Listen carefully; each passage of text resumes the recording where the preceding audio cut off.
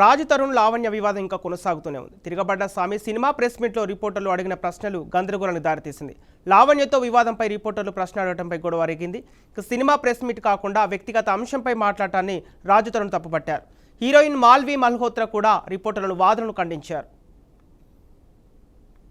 Allegations చేసేవాళ్ళు వచ్చి బయట మాట్లాడతారు. నేను ఎలిగేషన్స్ చేయట్లేదు, ప్రతి దానికి నా దగ్గర ప్రూఫ్ ఉంది, నేను లీగల్ గా ప్రొసీడ్ అవుతాను. నాకు భయపడాల్సిన అవసరం కానీ ఏమీ లేదు. ఖచ్చితంగా నేను లీగల్ గా ప్రొసీడ్ అవుతున్నా కూడా. ఆల్రెడీ నా దగ్గర ప్రతి ప్రూఫ్ ఉంది. ఇప్పుడు వాళ్ళు చేసిన మీ అందరి మీడియా ముందు చేసిన ఎలిగేషన్ కి దేనికన్నా సరే మీరు ఇన్ని రోజులు మాట్లాడే మాటలు విన్నారు, కానీ ఏ రోజన్నా ఒక ప్రూఫ్ అడిగారా? ప్రూఫ్లు వాళ్ళు చూపించలేదండి. ప్రూఫ్లు వాళ్ళు మేము కోర్టులో చూపించుకుంటాం. నేను మళ్ళీ చెప్తున్నా, దయచేసి I respect all you people, please don't talk about the topic. Cinema గురించి మాట్లాడుకుందాం. నేను ఫస్ట్ డే ఆవిడ వచ్చి మాట్లాడిన రోజు ఫస్ట్ డే వచ్చి మీడియా అందరితోనే మాట్లాడాను. నేను ఆ రోజు చెప్పిన దాంట్లో ఏ అబద్ధము లేదు, ఇప్పుడు కూడా ఏ అబద్ధము చెప్పట్లేదు. అబద్ధం చెప్పాల్సిన అవసరం కూడా నాకు లేదు. ఆ రోజే వచ్చి ఇప్పుడు నేను ఆ రోజు ఆవిడ బయటకు వచ్చి మాట్లాడిన దగ్గర నుంచి ఈ రోజు దాకా నేను బయటికి రాలేదు, మాట్లాడలేదు అంటే మీరు అడగచ్చు.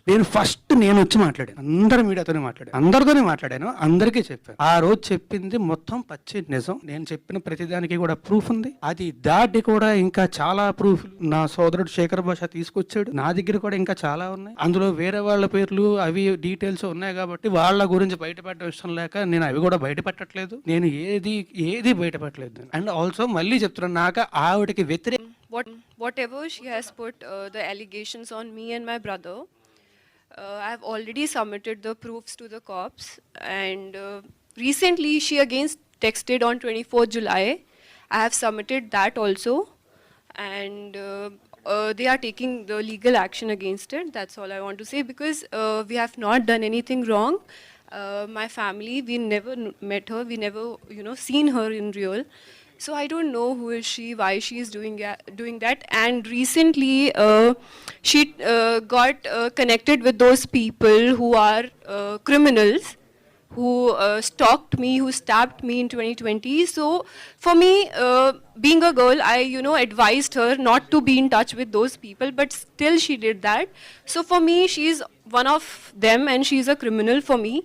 And I really don't want to say anything against her, but everything will proceed legally, and that's all I want to say. Allegations చేసేవాళ్ళు వచ్చి బయట మాట్లాడతారు. నేను ఎలిగేషన్స్ చేయట్లేదు, ప్రతి దానికి నా దగ్గర ప్రూఫ్ ఉంది, నేను లీగల్ గా ప్రొసీడ్ అవుతాను. నాకు భయపడాల్సిన అవసరం కానీ ఏమీ లేదు. ఖచ్చితంగా నేను లీగల్ గా ప్రొసీడ్ అవుతున్నా కూడా. ఆల్రెడీ నా దగ్గర ప్రతి ప్రూఫ్ ఉంది. ఇప్పుడు వాళ్ళు చేసిన మీ అందరి మీడియా ముందు చేసిన ఎలిగేషన్ కి దేనికన్నా సరే మీరు ఇన్ని రోజులు మాట్లాడే మాటలు విన్నారు, కానీ ఏ రోజన్నా ఒక ప్రూఫ్ అడిగారా? ప్రూఫ్లు వాళ్ళు చూపించలేదండి. ప్రూఫ్లు వాళ్ళు మేము కోర్టులో చూపించుకుంటాం. నేను మళ్ళీ చెప్తున్నా, దయచేసి I respect all you people, please don't talk about the topic. Cinema గురించి మాట్లాడుకుందాం. నేను ఫస్ట్ డే ఆవిడ వచ్చి మాట్లాడిన రోజు ఫస్ట్ డే వచ్చి మీడియా అందరితోనే మాట్లాడాను. నేను ఆ రోజు చెప్పిన దాంట్లో ఏ అబద్ధము లేదు, ఇప్పుడు కూడా ఏ అబద్ధము చెప్పట్లేదు. అబద్ధం చెప్పాల్సిన అవసరం కూడా నాకు లేదు. ఆ రోజే వచ్చి ఇప్పుడు నేను ఆ రోజు ఆవిడ బయటకు వచ్చి మాట్లాడిన దగ్గర నుంచి ఈ రోజు దాకా నేను బయటికి రాలేదు, మాట్లాడలేదు అంటే మీరు అడగచ్చు.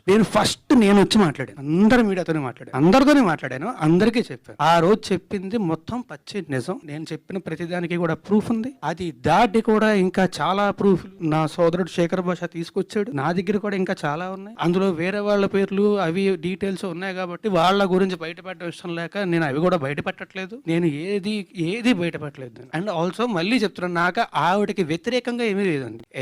Whatever she has put the allegations on me and my brother, I have already submitted the proofs to the cops, and recently she again texted on 24th July. I have submitted that also, and they are taking the legal action against it. That's all I want to say, because we have not done anything wrong.